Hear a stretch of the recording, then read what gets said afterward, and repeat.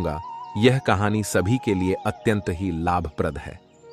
मित्रों, एक बार भगवान श्री कृष्ण जी के पास देवर्षि नारद जी आते हैं। तब भगवान श्री कृष्ण देवर्षि नारद जी से कहते हैं, हे नारायण भक्त नारद जी, आज आप हमारे यहाँ किस प्रयोजन से पधारे हैं?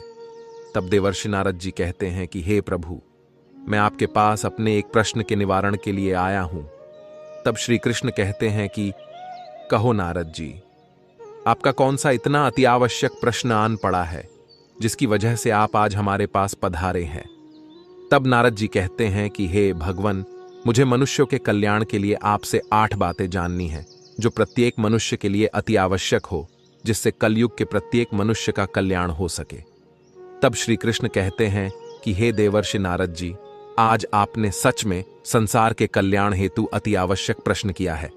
आपके द्वारा पूछे गए प्रश्न की वजह से संपूर्ण धरती लोक के मनुष्य का जीवन सफल हो जाएगा। परंतु हे नारद जी, मैं आपको इस प्रश्न का उत्तर एक कथा के माध्यम से दूंगा। तब देवर्षि नारद जी कहते हैं कि हे भगवन, आप उस कथा को कहिए। मैं आपके द्वारा सुनाई गई कथा को पूरा अंत तक सुनूंगा और संपूर्ण लोक जगत में विख्यात भी करूंगा। तब श्री कृष्ण कहते हैं कि हे देवर्षि नारद जी, आज तुम्हें एक अमीर बहन और गरीब भाई की कथा सुनाता हूं। आज की कथा सुनकर तुम्हें पता चल जाएगा कि एक भाई और बहन का रिश्ता कैसा होता है और हर एक बहन और भाई को अपना रिश्ता कैसे निभाना चाहिए। साथ ही साथ तुम्हें आज की इस कथा में जानने को मिलेगा कि आखिर मनुष्य गरीब क्यों हो जाता है। वह कौन से कारण है जिनकी वजह से मनुष्य गरीब हो जाता है। आखिर मनुष्य द्वारा किए गए ऐसे कौन से काम होते हैं जिनको करने से मनुष्य निर्धन हो जाता है और गरीबी के दलदल में फंसता चला जाता है। अब श्री कृष्ण कथा को सुनाना आरंभ करते हैं और कहते हैं कि हे देवर्षि नारद जी, बहुत पुराने समय की बात है। किसी नगर में एक बहुत ही धनवान मध्यम वर्ग का एक किसान रहता था। उस किसान के घर में 2 जुड़वा संतानें पैदा हुई थीं। उन दोनों जुड़वा संतानों में से एक पुत्र था और दूसरी जो संतान थी वह पुत्री थी। उस किसान ने अपने पुत्र का नाम राहुल रखा और अपनी पुत्री का नाम चित्रा रखा। इधर जब उस किसान की संतानें बड़ी होने लगीं, धीरे धीरे जब उनकी आयु एक दिन विवाह के योग्य हो गई, तो किसान को अपने बच्चों की विवाह की चिंता सताने लगती है। एक दिन किसान किसी कार्य से अपने पड़ोस के एक शहर में जाता है, तो वहां पहुंचकर एक व्यापारी का पुत्र उसे पसंद आ जाता है और उस व्यापारी के पुत्र के साथ में वो अपनी बेटी चित्रा का विवाह कर देता है। वह किसान अपनी पुत्री के विवाह में कोई कमी नहीं छोड़ता है। इस प्रकार से चित्रा अपने पिता के यहाँ से विदा होकर अपने ससुराल चली जाती है। उस किसान ने अपने बेटी को विदा करने के बाद वह अपने पुत्र के विवाह के बारे में सोचने लगता है। उसके मन में यह चल रहा था कि बेटी तो मेरी अपने घर की हो गई, अब मुझे अपने पुत्र का विवाह कर देना चाहिए। यदि मेरे पुत्र का विवाह हो गया तो मैं अपना बचा हुआ शेष जीवन अपनी बहू बेटियों के साथ में रहकर आराम से व्यतीत करूंगा। अब श्री कृष्ण कहते हैं कि हे देवर्षि नारद जी, ईश्वर की लीला बड़ी विचित्र है। परमात्मा न जाने कब किसको धनवान बना दे और कब किसके लिए गरीबी का द्वार खोल दे, इसके बारे में कोई नहीं जानता। अब उस धनवान किसान के साथ भी कुछ ऐसा ही होता है। एक दिन वह किसान एक बड़ी भयानक बीमारी की चपेट में आ जाता है।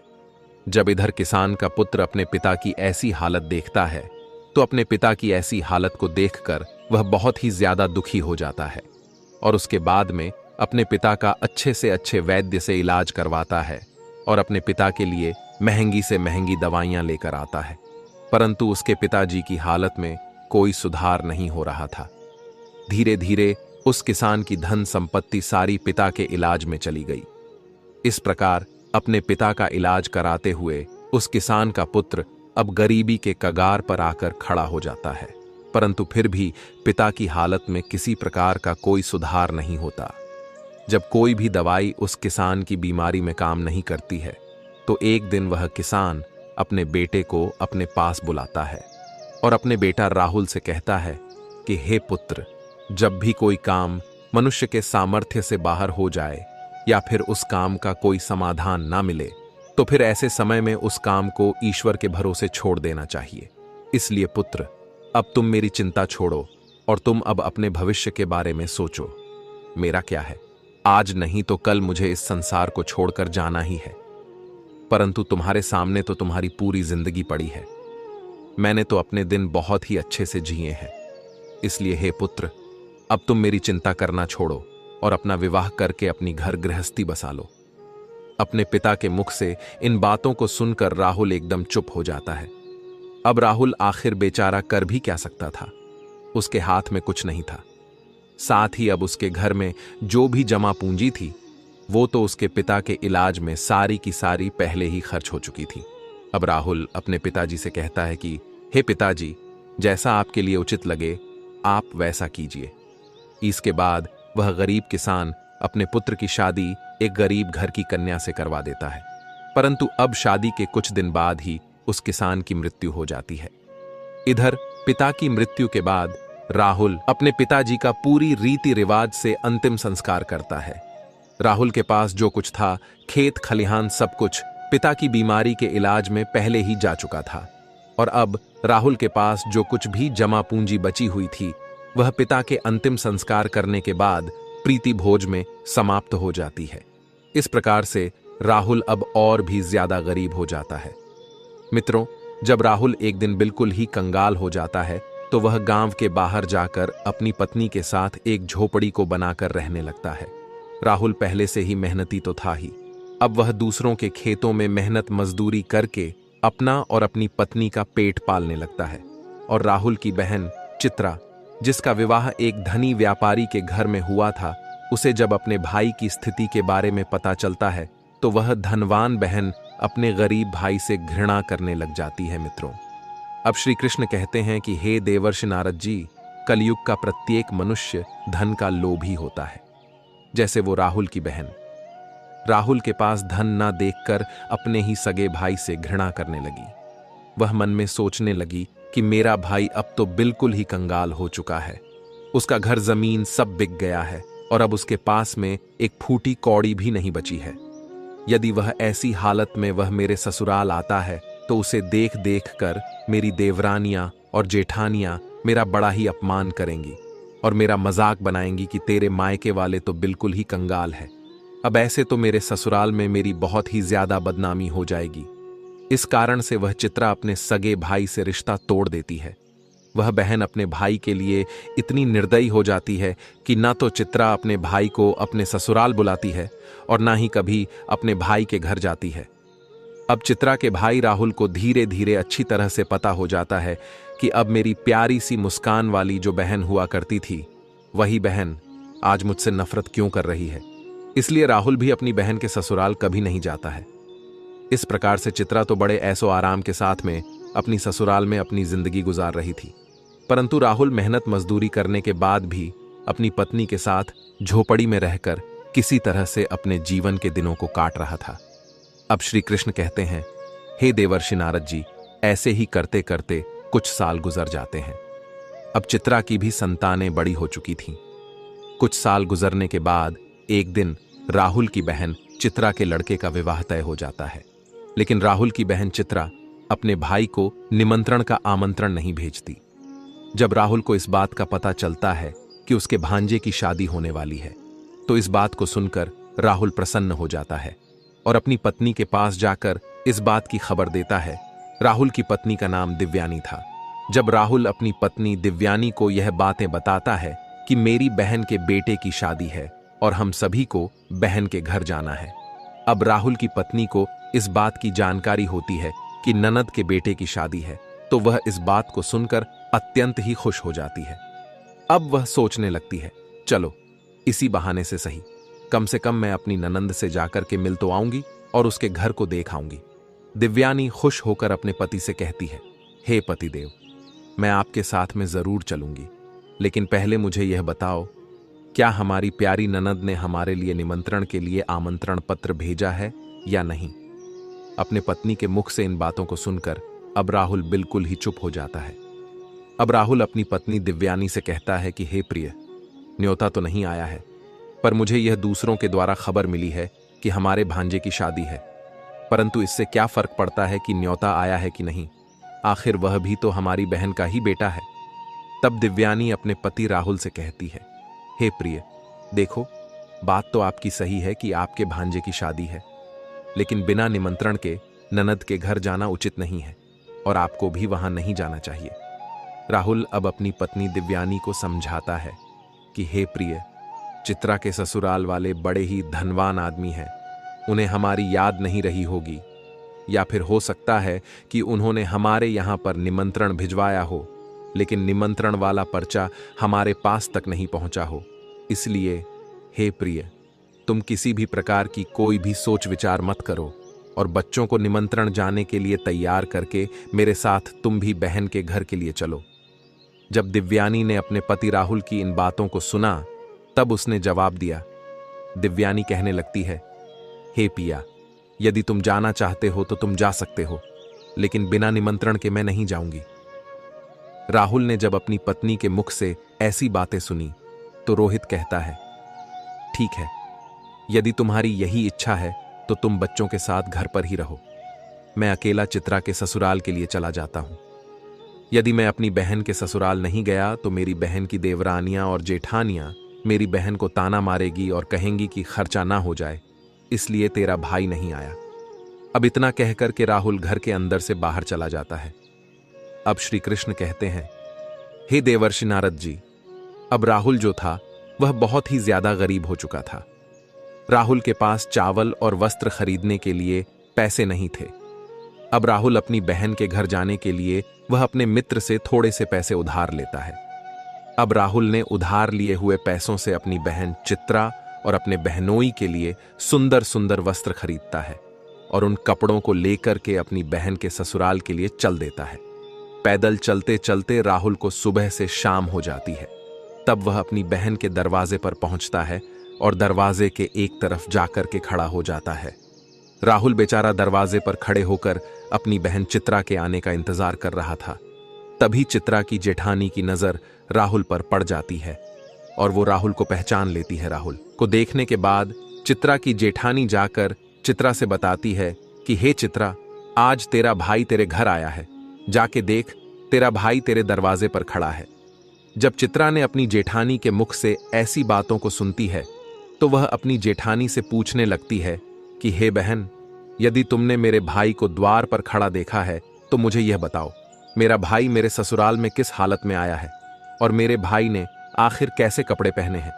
अब चित्रा की जेठानी कहती है कि तुम्हारा भाई फटे पुराने वस्त्र पहनकर तुम्हारे द्वार पर खड़ा है, वो तुम्हारे आने का इंतजार कर रहा है। यह सुनकर चित्रा गुस्से से भर जाती है और सभी से नजरों को बचाते हुए अपने भाई के पास पहुंचती है।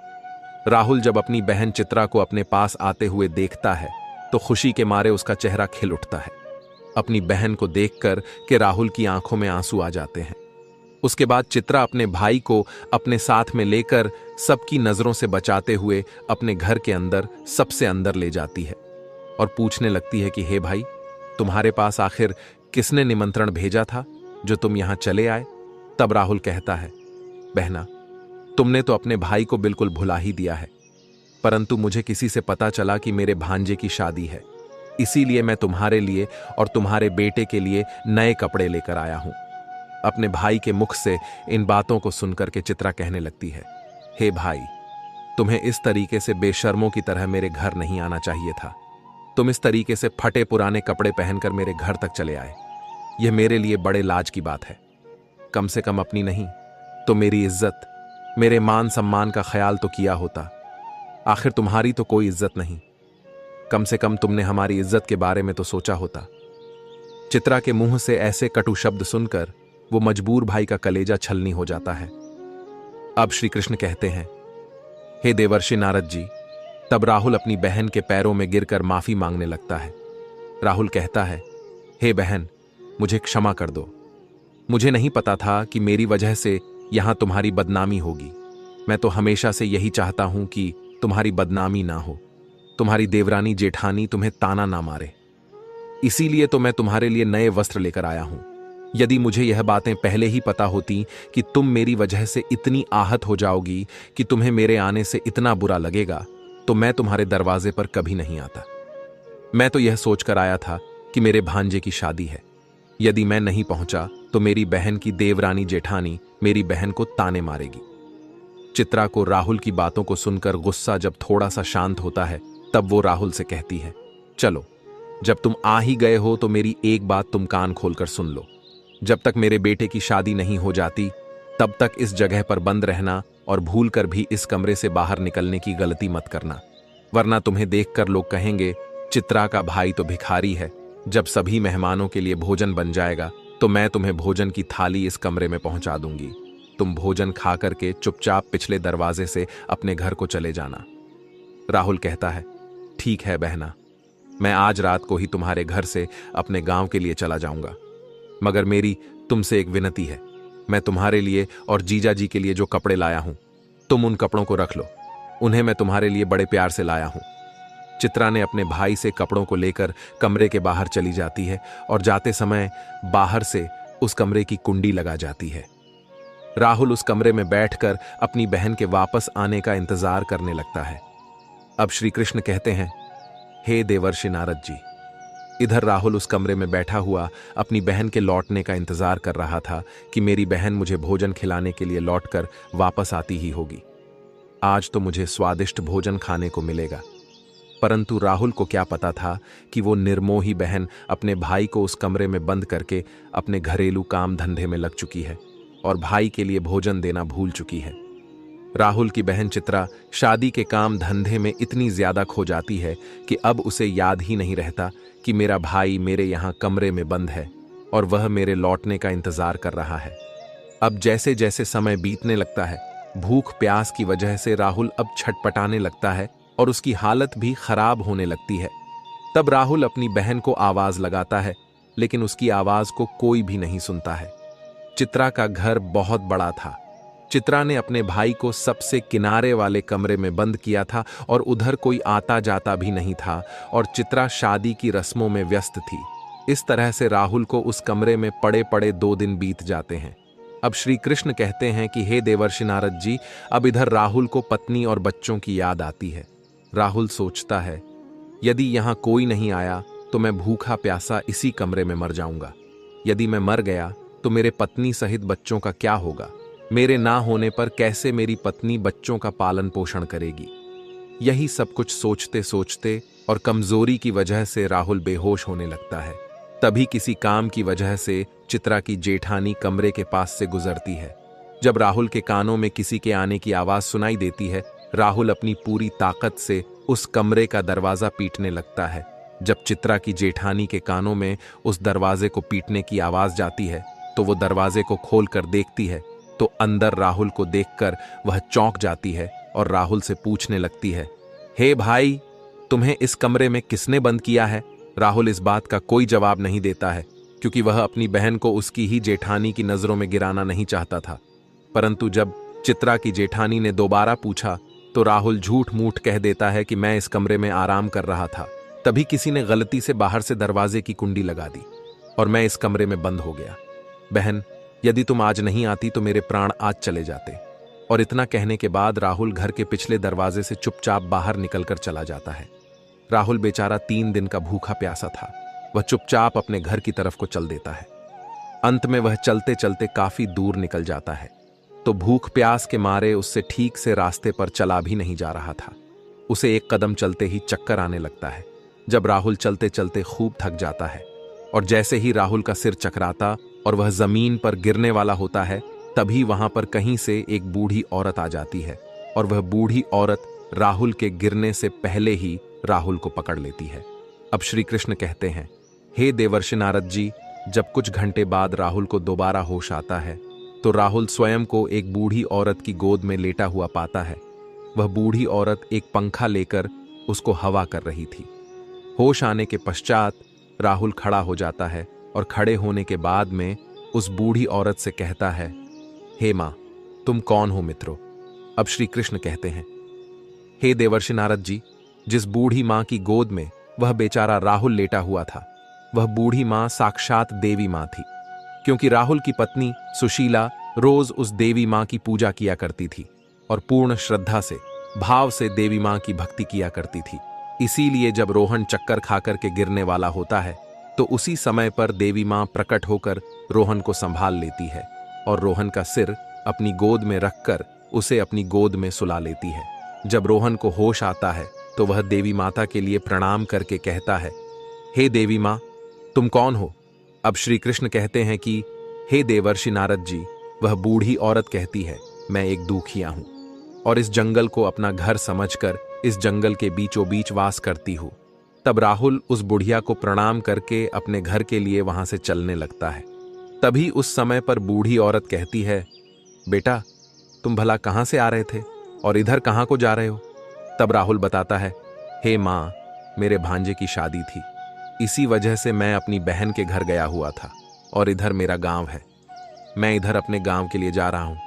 तो बूढ़ी औरत राहुल से कहती है, बेटा, यदि तुम बुरा ना मानो तो मैं तुमसे एक बात पूछना चाहती हूं। तब राहुल कहता है, पूछो मां, तुम मुझसे क्या पूछना चाहती हो?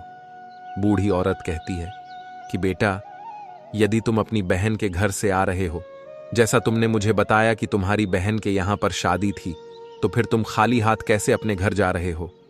क्या तुम्हारी बहन ने तुम्हारे बच्चों और पत्नी के लिए कुछ नहीं भेजा क्या? तब उस बूढ़ी औरत के मुख से ऐसी बातों को सुनकर के राहुल की आंखों में आंसू आ जाते हैं। राहुल उस बूढ़ी औरत को सारी बात बता देता है। इस प्रकार से राहुल के मुंह से पूरी घटना को सुनने के बाद में वह बूढ़ी माता कहती है, हे पुत्र, तुम किसी भी प्रकार की चिंता मत करो, जो हुआ उसे भूल जाओ और सुनो, यहां से कुछ दूरी पर मेरा एक बगीचा है। उस बगीचे में अनेकों प्रकार के फल लगे हुए हैं। तुम उस बगीचे में चलकर के पहले कुछ फल खाकर अपना पेट भर लो, क्योंकि तुमने 2 दिन से कुछ नहीं खाया है। जब तुम्हारा पेट भर जाए तो कुछ फल तुम अपनी पत्नी और बच्चों के लिए भी तोड़कर रख लेना। जब तुम्हारी पत्नी और बच्चे जब भी तुमसे मिलेंगे तो पूछेंगे कि तुम अपनी बहन के ससुराल से क्या लेकर के आए हो, तो तुम कह देना, मेरी बहन ने तुम्हारे लिए फल भेजे हैं।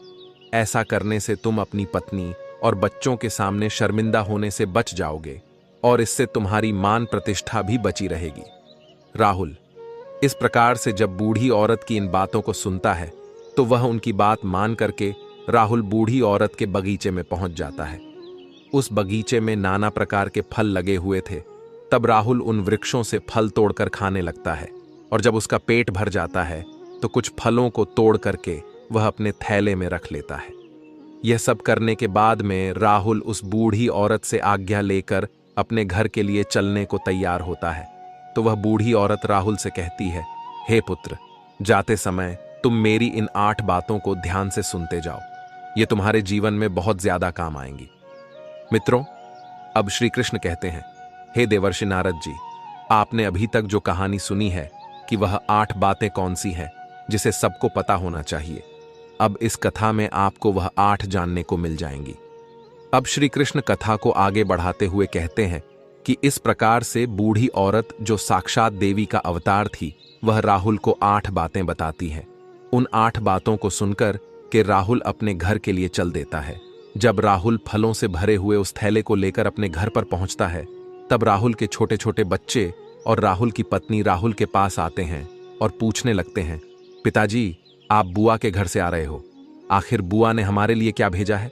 राहुल ने जब अपने बच्चों के मुंह से यह सुना, तब राहुल ने अपने हाथों का थैला अपनी पत्नी को थमा दिया और थैला देने के बाद राहुल घर से बाहर निकलकर चला जाता है। राहुल के जाने के बाद में राहुल की पत्नी जब उस थैले को खोलकर देखती है तो थैले के अंदर का नजारा देखकर राहुल की पत्नी एकदम से हैरान रह जाती है। दिव्यानी थैले में देखती है कि वो थैला पूरा सोने चांदी के रूप में बने फलों से भरा हुआ है। राहुल जो फल लाया था उसमें से कुछ अनार भी थे। जब राहुल की पत्नी ने अनार को फोड़ा तो अनार के फलों से हीरे निकलते हैं। ये सब देख करके राहुल की पत्नी बहुत खुश हो जाती है। वह भागी भागी अपने पति के पास में पहुंचती है और अपने पति के पास पहुंच करके अपने पति से कहती है कि हे प्रिय, तुम तो शादी में गए थे और आखिर तुम लेकर क्या आए हो? अपनी पत्नी की इन बातों को सुनकर राहुल सोचने लगता है कि मेरे घर वालों को शायद फल पसंद नहीं आए होंगे, इसीलिए मेरी पत्नी मुझसे ऐसी बात पूछ रही है। मुझे तो अपने बच्चों के लिए लड्डू पेड़ा लेकर आना चाहिए था। तब राहुल अपनी पत्नी से कहता है, हे प्रिय बहन ने जो कुछ भी भेजा है वह मैंने लाकर तुम्हें दे दिया। अब जो कुछ भी थैले में है उसे ही बच्चों को बांट कर दे दो। तब पत्नी कहती है, हे प्रिय, पहले तुम घर के अंदर चलो और घर पर चलकर देखो तो कि तुम्हारी बहन ने तुम्हारे लिए क्या भेजा है। यह कहकर दिव्यानी अपने पति के हाथ को पकड़कर घर के भीतर ले जाती है और अपने पति से कहती है, इसे जरा देखिए तो सही, आखिर हमारी ननद ने हमारे लिए क्या भेजा है। और इतना कहकर दिव्यानी राहुल के सामने थैले को पलट देती है। थैला पलटते ही अंदर से हीरे मोती सोना चांदी निकलते हैं। दिव्यानी कहती है कि आखिर हमारी ननद ने तो हमारा भाग्य ही बदल दिया, उन्होंने फलों में छुपा करके हीरे मोती भेजे हैं। जब यह नजारा राहुल देखता है तो उसे समझ आ जाता है कि मुझे जो रास्ते में जो बूढ़ी औरत मिली थी वह कोई साधारण औरत नहीं थी, वह बूढ़ी औरत कोई देवी मां थी। लेकिन इस बारे में राहुल अपनी पत्नी से कुछ भी नहीं बताता है और मन ही मन उस बूढ़ी औरत का धन्यवाद करता है। अब इस प्रकार से राहुल को बहुत सारा धन मिल जाता है। राहुल पहले की तरह फिर से धनवान बन जाता है। कुछ समय बाद राहुल अपनी पत्नी और बच्चों के लिए एक अच्छा सा आलीशान महल बनवाता है और बड़ी शानो शौकत के साथ राजा महाराजाओं की तरह उस महल में रहने लगता है। और सभी नगर के लोग भी राहुल को ऐसा देख करके उसका मान सम्मान करने लगते हैं। धीरे धीरे करके इधर जब राहुल का महल तैयार हो जाता है, जब उसकी राजा महाराजाओं जैसी शान शौकत हो जाती है, तो एक दिन राहुल की पत्नी सुशीला अपने पति से कहती है कि हे प्रिय, बहुत ही जल्द सावन का महीना आने वाला है और सावन के महीने में सभी स्त्रियां अपने पिता के घर जाती हैं, इसलिए तुम भी अपनी बहन के ससुराल जाओ और मेरी ननंद को मेरे घर बुलाकर लाओ। इसी बहाने से वो अपने नैहर को घूम जाएंगी, इसी बहाने से मैं भी अपने ननंद से मिल लूंगी। राहुल जब अपनी पत्नी की ऐसी बात सुनता है तो राहुल अपनी पत्नी के कहने पर एक बार फिर से अपनी बहन के ससुराल चल देता है और कुछ समय के बाद ही अपनी बहन के ससुराल पहुंच जाता है। अब राहुल एक बार फिर से अपनी बहन के उसी दरवाजे पर जाकर खड़ा हो जाता है जिस दरवाजे पर वो कुछ दिन पहले आकर के खड़ा हुआ था। उसी समय पर चित्रा की जेठानी घर से बाहर निकलती है और बाहर का नजारा देख करके वह तुरंत ही दौड़ी दौड़ी चित्रा के पास में चली जाती है और चित्रा से कहती है कि हे चित्रा बहन, आज भी तेरा भाई आया है। अपनी जेठानी के मुख से इस बात को सुनकर चित्रा कहने लगती है, हे बहन, कोई भी भिखारी मेरा भाई नहीं हो सकता, मेरा कोई भाई वाई नहीं है। दरअसल चित्रा ऐसा इसलिए कह रही थी क्योंकि चित्रा इस बार भी अपने भाई को वही भिखारी ही समझ रही थी। लेकिन जब उसकी जेठानी बताती है कि चित्रा, तुम्हारा भाई आज भिखारियों की तरह नहीं, राजा महाराजाओं की तरह आया है। तुम्हारे भाई को देखकर ऐसा लग रहा है मानो जैसे वो किसी देश का राजा महाराजा हो। तुम्हारे भाई के आगे पीछे सैनिक हैं। तुम्हारे दरवाजे पर एक बड़ी सुंदर सजी हुई रथ गाड़ी खड़ी है, भला एक बार जाकर तो देखो। अब चित्रा ने अपनी जेठानी के मुख से इन बातों को सुनती है तो उसे अपनी जेठानी की बातों पर किसी प्रकार का कोई यकीन नहीं होता है और सच्चाई जानने के लिए अपने भाई को छुप कर देखने लगती है। जैसे ही चित्रा ने अपने भाई के उस रूप को देखा तो अपने भाई के ठाठ बाट को देख करके चित्रा एकदम चकित रह गई। वह सोचने लगती है कि कल तक तो मेरा भाई बिल्कुल ही भिखारी था, उसके पास तो पहनने के लिए वस्त्र भी नहीं थे, फिर अचानक एकदम से वह इतना अमीर कैसे बन गया। अब तो राहुल की बहन चित्रा आरती का थाल सजाकर अपने भाई की आरती उतारने लगती है। उसके बाद में चित्रा अपने भाई का बड़े ही आदर के साथ अपने घर में बुलाकर ले जाती है और अपने भाई से कहती है, हे भैया, मुझे क्षमा कर दीजिए, मेरी वजह से तुम्हें बहुत ज्यादा कष्ट और शर्मिंदगी उठानी पड़ी है। अपनी बहन के मुख से इन बातों को सुनकर कि राहुल कहने लगता है कि बहना, कोई बात नहीं, उस समय पर हमारे दिन कुछ अच्छे नहीं थे, तुम्हारी गलतियों के लिए मैंने तुम्हें पहले ही क्षमा कर दिया था। बहन, अब तुम इन बातों को छोड़ो और मेरे साथ मेरे घर चलने की तैयारी करो। बहन, मैं तुम्हें बुलाने के लिए आया हूं, अब तुम्हें मेरे साथ में मेरे घर चलना है, तुम्हारी भाभी ने तुम्हें बुलाने के लिए मुझे भेजा है। इतना सुनकर के चित्रा अब खुशी खुशी अपने भाई के घर पर चलने के लिए तैयार हो जाती है और तैयार होकर के चित्रा अपने भाई के रथ में बैठ जाती है।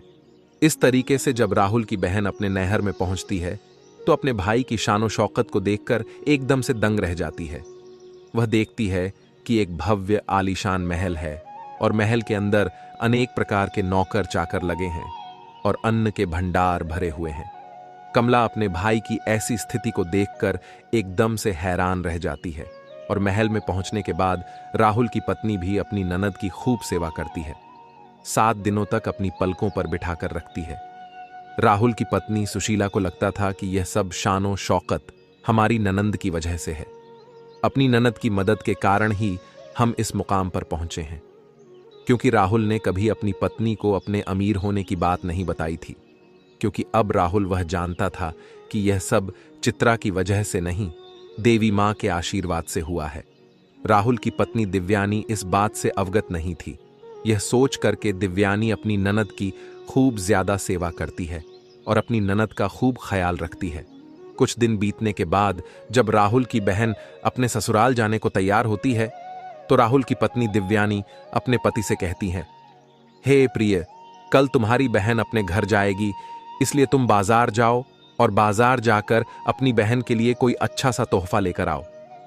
अपनी पत्नी की इन बातों को सुनकर राहुल घर से चला जाता है और राहुल एक मोची की दुकान पर पहुंचता है और मोची से कहता है, हे मोची भाई, मुझे अपनी बहन के लिए बोलने वाली जूती बनवानी है। क्या तुम मेरी बहन के लिए बोलने वाली जूती बना सकते हो? मोची कहता है, हे सेठ, मैं बोलने वाली जूती तो बना दूंगा, लेकिन उसके बनवाने की बहुत कीमत लगेगी।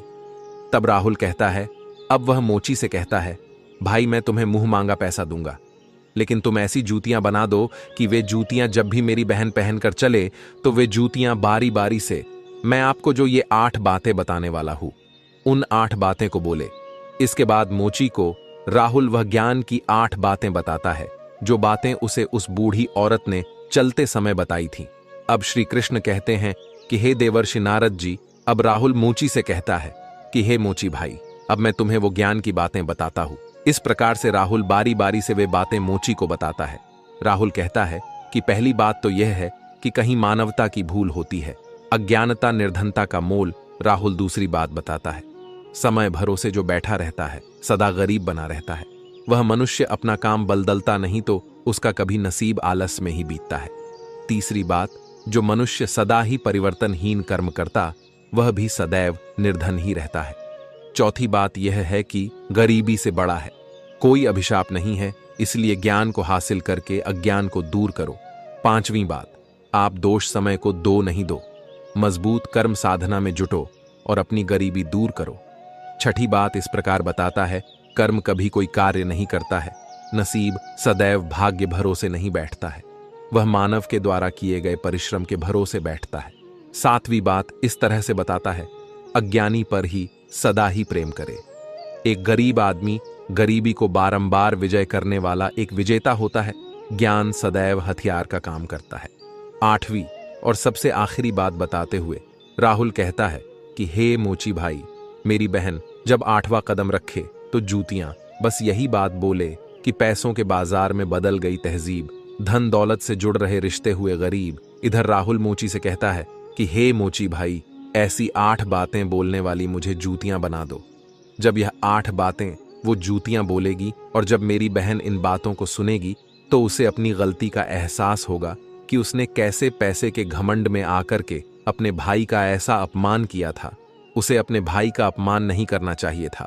अब श्री कृष्ण कहते हैं, हे देवर्षि नारद जी, राहुल उस मोची से अपनी बहन के लिए हीरे मोतियों से जड़ी हुई सोने और चांदी की जूतियां बनवाता है और उन जूतियों को ले जाकर अपनी बहन के लिए उपहार स्वरूप दे देता है।